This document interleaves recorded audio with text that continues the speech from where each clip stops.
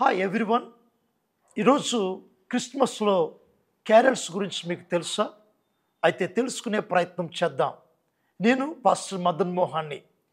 Carol అనగా joyful song celebrating the birth of Jesus Christ, అనగా ఉత్సాహముతో దేవుని గూర్చినటువంటి పాటను పాడటం, మరి ముఖ్యంగా క్రీస్తు యొక్క జననమును గురించి మనము ఆయన స్తుతించటం.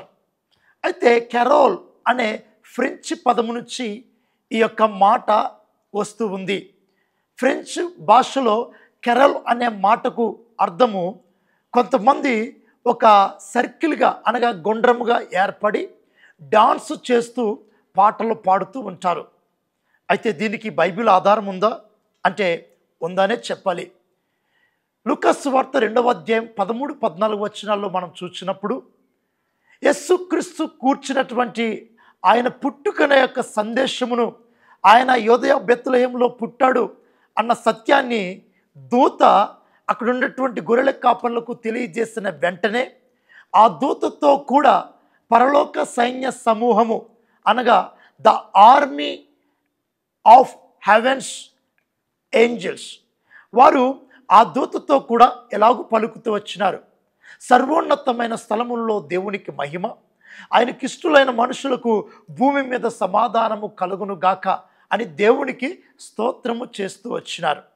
దీన్నే మరి క్యారల్స్ ఏంజల్స్ హిమ్గా 129వ సంవత్సరంలో, క్రీస్తు శకం 129వ సంవత్సరంలో గుర్తిస్తూ వచ్చినారు.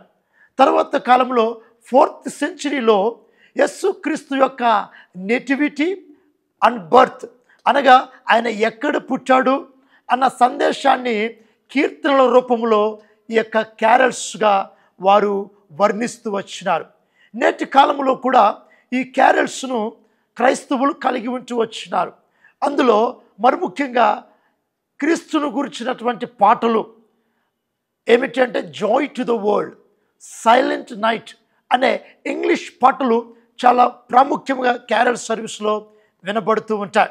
తెలుగులో కూడా మరి ఓ సద్భక్తులారా, లోకరక్షకుండు అను ఇటువంటి పాటలు మనం వింటూ ఉంటాం.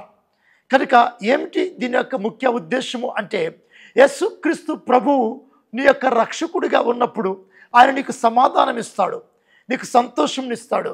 అప్పుడు నీవు ఆయనను గూర్చి స్తోత్ర గీతము పాడగలుగుతూ వస్తావు.